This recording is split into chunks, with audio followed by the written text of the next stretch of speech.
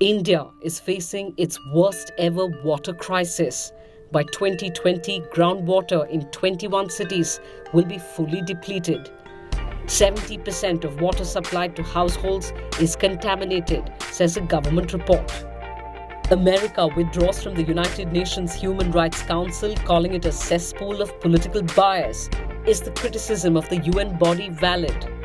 And the CEO of luxury car maker Audi is arrested in Germany for his alleged role in the Volkswagen emission scandal. It's Thursday, June 21st.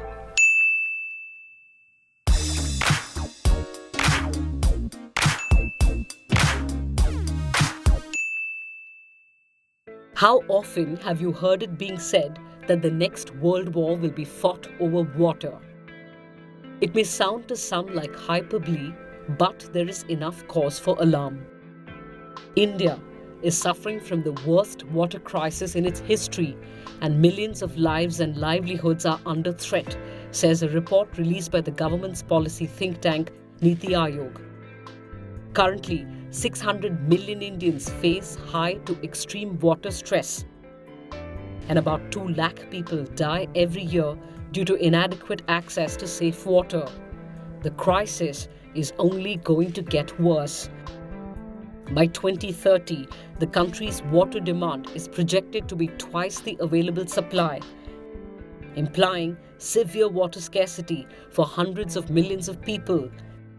In fact, by 2020, 21 major cities, including Delhi, Bengaluru, and Hyderabad, are expected to reach zero groundwater levels, affecting access for 100 million people. Critical groundwater resources, which account for 40% of our water supply, are being depleted at unsustainable rates.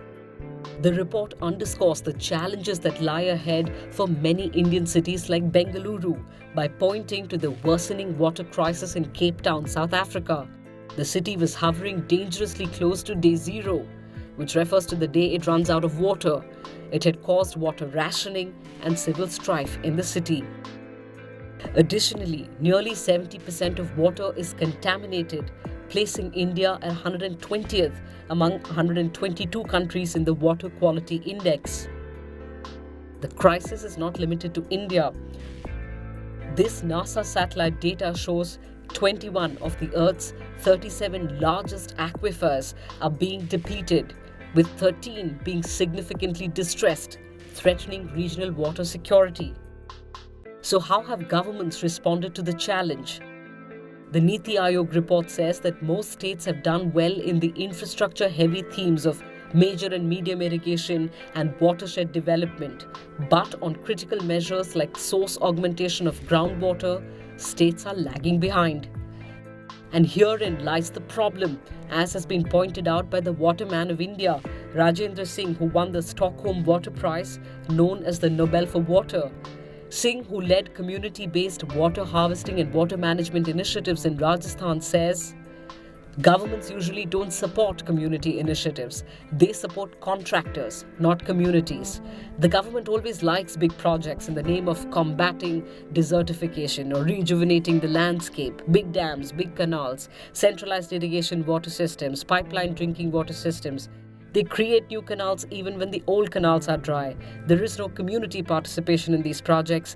Every type of work is given to a contractor now. It is a contractor-driven democracy, not a people-driven one.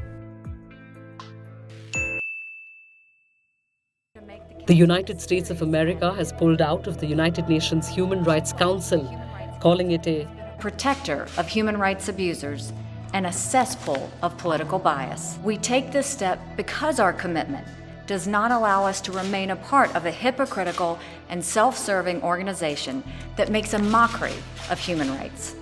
One of the main reasons, Israel. While US President Trump has been strengthening ties with ally Israel, even shifting the US embassy to Jerusalem, explicitly choosing a side in the Israeli-Palestine conflict, the UN has constantly pulled up Israel for its human rights record.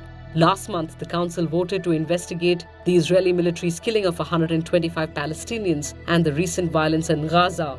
US and Australia were the only countries to vote against the investigation. The US quitting would mean that Israel loses its chief defender at the Council. Significantly, though, the departure comes a day after the UN High Commissioner criticized the Trump administration's new immigration policy that has separated thousands of families at the Mexican border. The thought that any state would seek to deter parents by inflicting such abuse on children is unconscionable.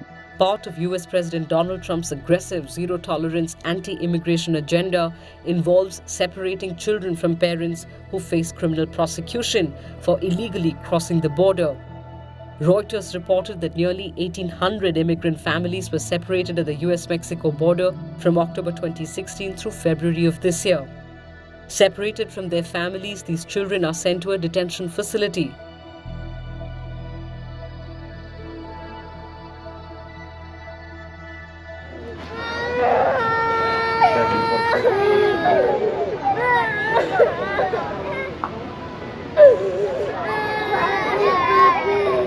Bueno, aquí tenemos una orquesta. Faltaba el maestro. No, papá. Voy por aquí, niña. Papá. Papá. This 7-minute audio track of 4 to 10-year-olds crying and asking to meet their parents from one of these centers brought global attention to the issue. The UN Human Rights Council is not the first multilateral fora that the US has quit under President Trump. Trump jettisoned the Trans-Pacific Partnership, the Paris Climate Agreement, and even the Iran deal. This is the first time in the history of the UNHRC that a sitting member has voluntarily stepped back. It isn't the first conflict between the UNHRC and America, though. Under President George Bush, the United States refused to join the council when it was formed in 2006, calling it hypocritical. It was in 2009 that former President Obama joined the international body, saying the US would help reform it from within. And America's criticism of the organization has also received echoes from other countries. Is it true? The UN Human Rights Council was established by the UN General Assembly through a resolution in March of 2006 to replace the defunct Commission on Human Rights. The Council, though, has been pulled up for ignoring human rights violations of member states. Of the 47 countries that are presently members, 14 countries are ranked as not free by Freedom House. Ironically, Saudi Arabia, that has cracked down on political dissidents and has an appalling record on women's rights and attitude towards sexual minorities, even chaired the Human Rights Council at one point. Recently, the UNHRC released its first report on alleged human rights violations in Kashmir. India responded to the report, calling it fallacious and motivated. New Delhi said it was also deeply concerned that individual prejudices are being allowed to undermine the credibility of a UN institution. In 2013, Volkswagen advertisements sold the environmentalist car lover's dream: high-performance cars with brilliant fuel economy and clean emissions. The smooth drive ended in 2015. Volkswagen had cheated customers in emission tests. Over 580,000 Volkswagens in the US and almost 1.5 crore more worldwide weren't green at all. Over 5 years after, the head of Volkswagen's luxury brand Audi, Rupert Stadler, has been arrested for fraud, false advertising, and on fears he might hinder further investigations. He is the highest Volkswagen official to face consequences of the scandal. So, what is the Volkswagen emission scandal or Dieselgate? In 2006, Volkswagen, that owns Audi, Skoda, and Porsche, aimed to topple Toyota as the world's #1 car maker by 2018. Their modus operandi? Rule the clean diesel vehicle market, especially in America, and that helped it achieve the goal by 2015. But that was also the year when regulators found that Volkswagen had been using illegal software to systematically cheat emission tests. Volkswagen admitted that over 1.1 crore diesel vehicles had been fitted with exhaust control equipment that cheated tests.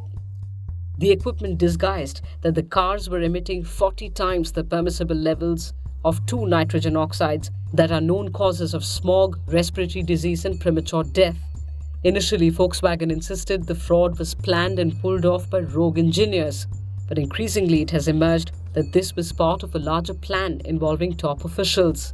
So far, the US and German prosecutors have traced over 40 people who were aware and involved. In the US, which was the worst affected, 9 people have been charged and 2 former executives sentenced to prison. And now that we have exercised your mind, time for you to get out of bed and perhaps get in a few Surya Namaskars. After all, it's yoga day today. See you tomorrow.